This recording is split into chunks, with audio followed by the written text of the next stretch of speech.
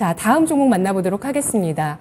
시장에서 7월에 반도체 배터리가 같이 간다 이런 얘기를 했는데 지금은 이제 반도체 배터리 좀 조정받는 구간이죠. 다음 시청자분 전화로 또 만나보도록 할게요. 안녕하세요. 안녕하세요. 네, 시청자님 어떤 종목이실까요? 네, 대주전자재료요. 네, 매수가 비중 얼마십니까? 93,300원에 12% 정도 갖고 있습니다. 네, 93,300원에 12% 비중 있으신데요. 이 종목 오늘 200일 이평선을 이탈한 채 3% 넘는 하락입니다. 88,800원 선 기록했습니다. 실리콘 응급제 기업인데요. 시청자님, 이 종목 궁금하신 점 말씀해 주실까요?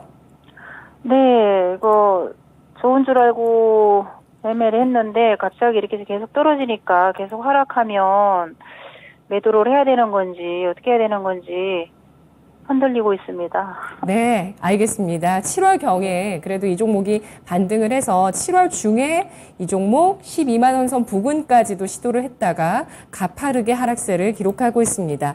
좋은 종목이라고 믿고 샀는데 과연 보유를 해나가는 게 좋을지 대응 전략 필요할지 반종민 소장님 의견 주시죠. 예, 일단 제가 보기에는 홀딩을 좀 계속 하시는 게 낫지 않을까 보고 있고요. 결국은 그 2차전지와 관련된 이슈는 계속 나올 겁니다. 그래서 사실 이 기업이 이전에도 2차전지 관련된 실리콘 응급제 때문에 좀 많이 부각을 받았던 건데 제가 보기엔 재차 좀 부각받을 가능성은 높거든요.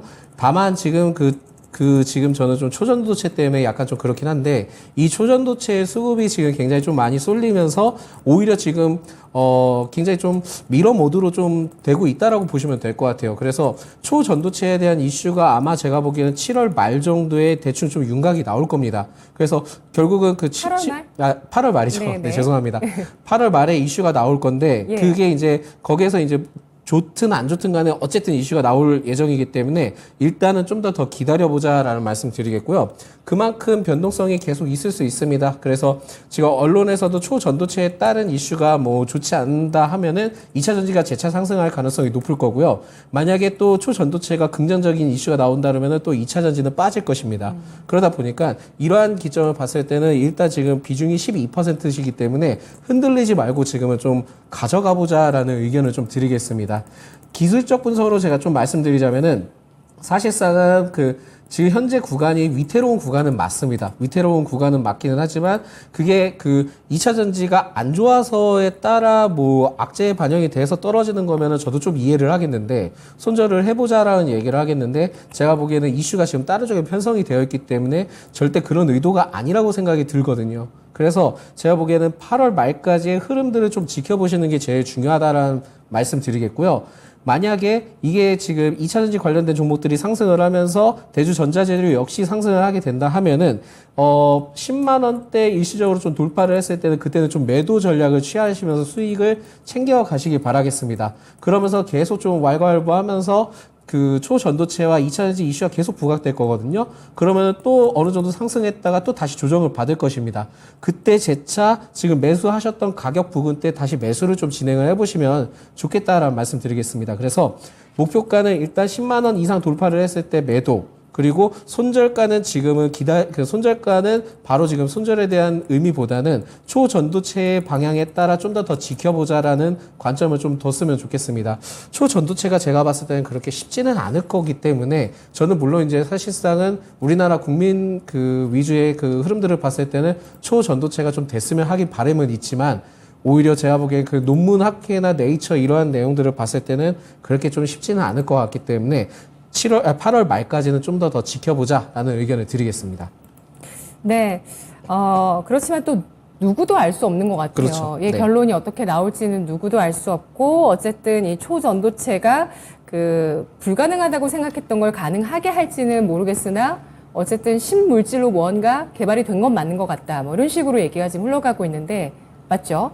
예, 그런 흐름들을 보여주고 있어요, 사실은. 예. 근데 이게 상온 초전도체냐 아니냐 이게 지금 제일 중요한 포커스인 것 같고 네. 설령 그게 아니다 하더라도 새로운 물질이 발견된다 하면은 일단 좀 좋은 흐름들은 가져갈 수 있을 거라고 봅니다만 결국은 그렇게 된다 하더라도 우리가 지금 주목하고 있는 것은 상온의 초전도체지 않습니까? 예. 그러니까 그게 만약에 아니다 하면은 2차전지는 그때부터 재차 상승할 수 있기 때문에 지금은 악재에 따른 이슈가 떨어진 게 아니라고 좀 판단이 돼서 좀 더 들고 가보자라는 말씀을 드리겠습니다. 네, 시청자님. 네네. 전략 어떠실까요? 아, 말씀 들어보니까 좀 기다려 봐야 될 것 같긴 한데. 네. 마음이 흔들리시죠? 네, 그러니까 요즘 너무 많이 계속 떨어지니까, 이렇게 예. 조금 떨어지는 게 아니라 계속 떨어지니까, 그냥, 막 매도를 할까, 굉장히 마음이 며칠간 게 흔들렸거든요. 네. 근데 이럴 때가 더 중요하다고 보고 있습니다. 괜히 또, 이거 매도하시고 다른 쪽에 들어가셨다가 손실을 또 더 키우시는 전략이 될 수 있다는 부분을 오늘 반종민 소장이 좀 많이 우려를 하고 있거든요. 네. 예. 이 기업의 가치가 낮아진 건 아니고, 네, 분명히 맞아요. 가치가 있는 종목이라고 하니까 좀 더 기다려보자는 전략입니다. 알겠습니다. 그렇게 한번 해보도록 하겠습니다. 네. 시청자님 화이팅! 네, 고맙습니다. 고맙습니다.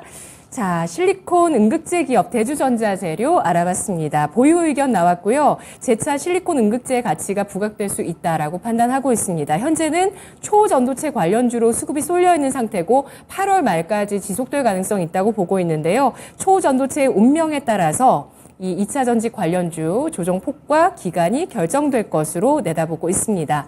2차 전지 전체적인 반등 나왔을 때 대주전자재료가 10만 원 돌파 시도 나올 수 있다고 보고 있고요. 이때 비중을 줄이고 또 다시 매수 시점을 잡아보자라는 전략 세우고 있고요. 손절가는 의미 없다는 판단입니다.